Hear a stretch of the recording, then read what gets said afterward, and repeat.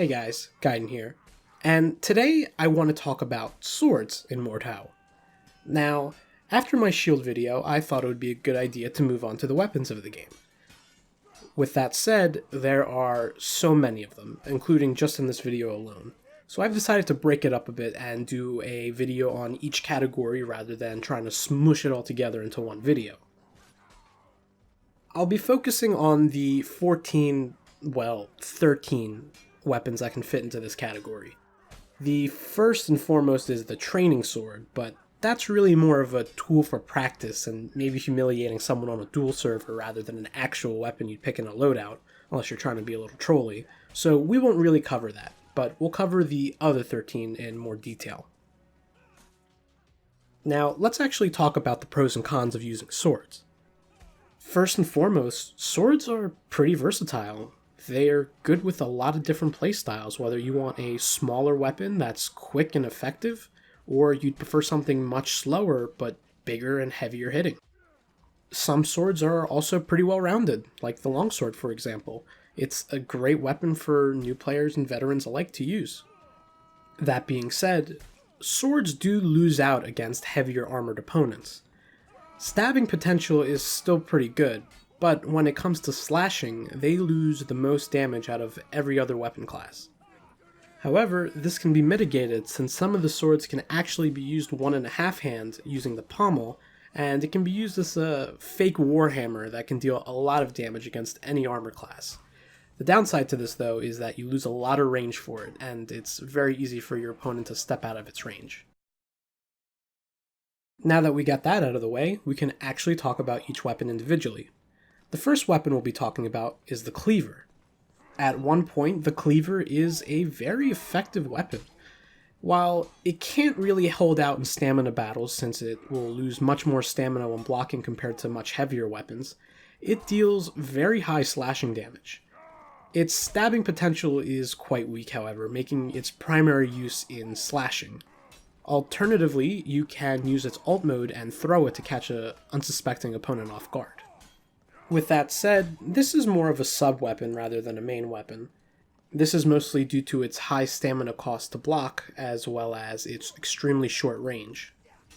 This makes the Cleaver convenient for a low-cost weapon for a scavenger build, hoping to find something on the battlefield while loaded with armor and perks, or as a cheap backup weapon. The next weapon that competes against the Cleaver in the 1-point spot is the Dagger. Unlike the Cleaver, the Dagger focuses more on stabbing potential, rather than slashing potential. But it's actually quite similar to the Cleaver, in terms of stamina used when attacking and blocking, as well as weapon throwing and weapon length. So if you prefer something with more stabbing power than slashing power, you can consider the Dagger as a good backup weapon. The last of the 1-point weapon is the Short Sword. The Short Sword, in my opinion, is the most stable of the three. While it doesn't excel in stabbing like the Dagger or slashing like the Cleaver, it's pretty decent at both, and it's a little longer to boot. That combined with the ability to be thrown, it's a also solid choice for a backup weapon, although compared to the previous two weapons, it does sacrifice a little bit of its speed. Going forward with the first and only 2-point weapon is the Arming Sword. The Arming Sword is essentially a marriage of the 3 previous weapons we talked about. It has the stabbing damage of the Dagger, the slashing damage of the Cleaver, and a higher length than even the Short Sword. Though it still costs a bit of its speed, it's still extremely good for what it's worth. Also, maintaining the ability to throw it still makes it just as versatile. Another benefit of this is the fact that it is much more stamina efficient in terms of blocking. So one of the issues that you had with the previous weapons, you won't have it so much with the Arming Sword. You can also consider pairing it with a shield, if you want that to be your main weapon, which would make for a pretty cheap loadout, or alternatively, a slightly more expensive sub-weapon. After the Arming Sword, we now move to the 3-point weapons, or again, the only 3-point weapon, the Falchion. This weapon is pretty similar to the previous Arming Sword. The Falchion swings a little bit harder than the Arming Sword, but a little slower speed as well, and its stab is weaker, but has the same speed as the Arming Sword. In terms of length, it's also the same as the arming sword, so you won't really be getting any additional increase in range either. Again, like the previous weapons, it's also throwable. So now we're heading into more main weapon territory. It's still not something you'd use as a main weapon, but not everyone's like me, and if you do choose this as a primary weapon, you'll have plenty of room for full armor and perks. Now, for the last true one-handed weapon is the Rapier. The Rapier is the longest weapon so far on this list. Now, in terms of damage, its cutting power is very subpar. It's really bad, and even against some higher tiers of armor, unless you're landing headshots, you will not be doing so much damage. Its bread and butter is its stab. Not only does it deal decent damage, but it is also incredibly quick, letting you just stab over and over and overwhelm your opponent. However, it is weak in the stamina game. It is worse with blocking and stamina usage than the previous Falchion and the arming sword. This is one of the reasons why you see it so often paired with shields. Also, besides the fact that people get caught in that beginner-friendly rapier shield combo, it's actually very useful. Personally, I like to use it with the buckler, and the stamina game is much better with it. You can also consider dodge as a viable perk, letting you weave in and out as well with light armor, getting those shots in, and then quickly dashing out. A bit of a warning though when using dodge is the fact that you can get used to it. Uses a fair bit of stamina so you can easily tire yourself out, and on top of that, some weapons are long enough just to simply beat the dodge dash, so making it useless. So make sure you watch your footwork and where you are before you consider using it. Next on the list are the 1.5 hand weapons. These weapons are unique because they fall in between one-handed weapons, which you can throw, and two-handed weapons, which have a more unique, impactful form. Unfortunately, the 1.5 hand weapons, while you can use them either one-handed or two-handed, don't really have much of a statistical difference between the two forms. In terms of weapon damage, speed, stamina cost, it's all the same, and the only minor differences is that it may have slightly more active frames in terms of hitting an opponent, or its speed in terms of swinging may be a little faster or a little slower. But keep in mind these are subjects to change as the devs can rebalance weapons at any time. So really, the true main difference between the one-handed and two-handed forms are in fact the weapon animations. These can be used to throw off your opponent mentally, making it harder for them to read your opponents. But how do the weapon stats actually compare? In terms of length, it's on par with the Rapier. This weapon really reminds me of the short sword, except much bigger. Its stabbing damage is on par, if not slightly better than the arming sword. Its cutting power is just under the Falchion in terms of fighting heavily armored foes. While these weapons are both cheaper than the Bastard Sword, the fact is that since you can get pretty good damage for both of them, alongside the fact that you can change up your animations to confuse your enemies, make for this a very solid pick at 4 points. As for the second and last 1.5 hand sword is the Messer. Like the Bastard Sword, you can use it in either one-handed or two-handed form, with or without a shield if you choose, and it's slightly longer than the Bastard Sword. While the Bastard Sword does beat it out in terms of stabbing damage, the Messer is far more stronger in slashing damage. Its alternate form is like the Bastard Sword's again. It's either a one-handed or two-handed form, and the only thing it changes is its speed and its weapon animations. Combine that with its extra weapon length compared to the Bastard Sword, it's a pretty complete weapon and is a strong choice for a main weapon. Now, finally moving on to one of my favorite weapons in this list is the Longsword. The Longsword, living up to its name, is, again, slightly longer than the last weapon on the list, and has stab damage similar to the Bastard Sword, and its swing damage is actually just under the Messer. Its alternate mode, however, is where it really gets some interesting versatility. It can change to a much shorter length, about the size of the short sword's length, into a fake warhammer, using the pommel as a way to damage the opponent. Its damage is similar to those of the Warhammers that I'll be covering in a later video, where it translates pretty well through armor without losing too much damage. If you're feeling a little spontaneous, you can also take off the pommel and throw it at your opponent. It only deals 1 damage, but if you get a kill, you'll get a special surprise if you do. Now, for the next weapon on this list, it's a bit interesting. The Axstock. Costing at 6 points, the Axstock is essentially a two-handed rapier. It's much longer than the rapier, actually tied for second among all the swords. And in terms of power, its stabbing damage is quite on par with the rapier. Slashing, it is actually just a bit better against medium and heavy armored targets. However, rather than throwing your weapon, you can switch it just like the longsword, like a fake warhammer, and use it to pommel your opponent to death.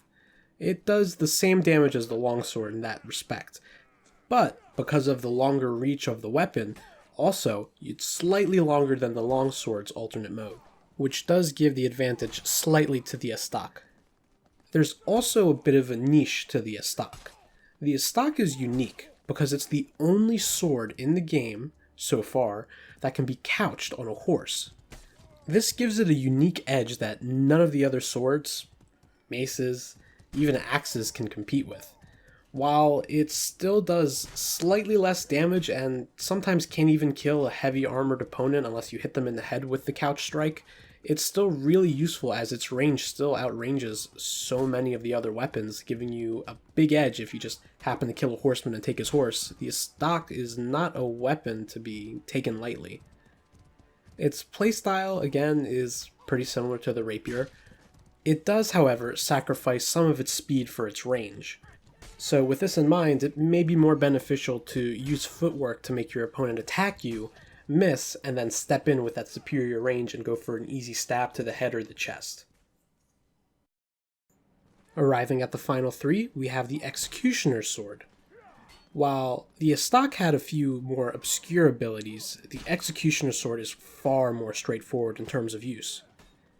In terms of weapon length, the Executioner's Sword actually falls in between the Axstock and the Longsword. However, that's where similarities between those two weapons end. In terms of slashing damage, this weapon is insane. It can kill even a heavy armor user in the torso in 2 hits. No other sword so far can claim that, including those coming later in this list. On the negative side, though, the stabbing damage on this weapon is virtually non-existent. Let me tell you, the Executioner's Sword does less damage with a stab than the Heavy Branch does. So let that sink in for a moment. This is not a weapon that you will use anything else for. Sure, a quick thrust can do some damage and throw your opponent off, but its main strength, the one you always want to be hitting it with, is definitely its swings, which can make the playstyle a bit predictable, though that's why you have your stabs to at least mix up your opponent. What makes this even more straightforward is the fact that there's no alternate mode. This is the only way you can use it, a swing or a stab. So it's a very all-in kind of weapon, but if you do get those hits in, it's incredibly worth it. Now, down to the final 2, we'll talk about the Greatsword. The Greatsword costs the same as the Executioner's Sword, but is a meatier, hulkier version of the Longsword. With the weapon length on par with the Axstock, you can also half-sword it down to the size of a Bastard Sword. The trade-off for this is that you sacrifice range for speed. That could be useful against fighting an opponent that is very fast on the attack and you need that speed, or switching to the longer range to keep them at bay. The fact that the Greatsword is basically just a bigger, heavier longsword means it is slower than the longsword, but because of that, it also has heavier swings, so it is more efficient at fighting heavier armored opponents than the longsword. And while the Greatsword is outclassed in swing damage from the Executioner's Sword, it's still a more complete weapon with its assortment of swing and stab damage being good, alongside the fact that you can switch the range on the fly with longer and shorter distances. And now finally for the grand finale is the Zweihander. The Zweihander is by far the biggest and baddest sword on this list. It is massive, being the largest sword, and is far outranges any axe and hammer mace as well. The only weapons that can compete or outrange this weapon are actually polearms, spears, those sorts of weapons. Now, the Zweihander is actually weaker than the Executioner's sword in terms of swing damage, but that's made up for it by its massive range. Its stab power is also comparable to the Greatsword, so while you have such a massive strong weapon, it's also very slow, but this can be used as an advantage as well. Drags are extremely efficient with this weapon. In fact, I've seen players use it against me that make it look like the sword stops in midair and then hits you after your block goes down. It's a terrifying weapon in both any situation, 1v1s, 1vx's. Pretty much the Zweihander is definitely showing its worth as a 10-point weapon.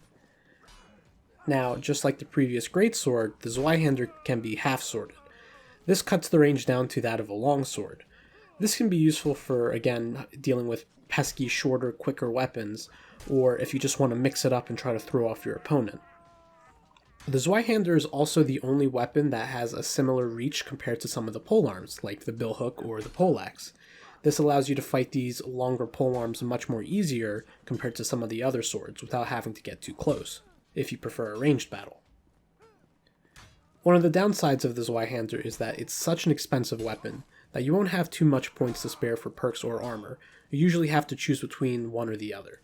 The most common configuration I see is either level 2 helmet, level 3 armor, or level 3 helmet, level 3 armor, and then you use that 1 point for a perk, or just very light armor to no armor with perks.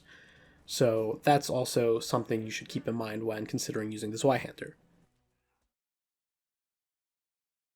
And that's it. We did it. Over 18 minutes in, and we took that long to talk about all the swords in the game that are at least out so far. In the future videos I make, I'll probably be covering axes, maces, and hammers in one video, since I've cut it down to 6, and that would be a much shorter and much quicker video to make. After that, I'd like to make a video on polearms, and then maybe a video on projectile weapons like bows, or do a video about the peasant weapons, even though it's a bit memey. And then from there, who knows? I genuinely enjoy making these types of videos, and I hope I can keep making them and you guys enjoy them and learn something, because really, anytime you guys come into the comments and you talk about, oh, thanks, I didn't know this one really tiny tidbit and now it's really useful to know, or, oh, this kind of helped me be a bit of a better player, that actually makes me happy. So I hope this video also helped you out too. I know this is a bit more of a beginner to wanting to learn more about the game kind of video. Maybe I'll do some advanced stuff in the future. I play this game a lot, honestly, and I learn more and more stuff when making these videos too. So it's definitely helpful for me too. So thank you guys for watching, especially if you've literally watched this far, almost 20 minutes now. So I'm going to cut this short. So this is Guiden, and thanks for watching.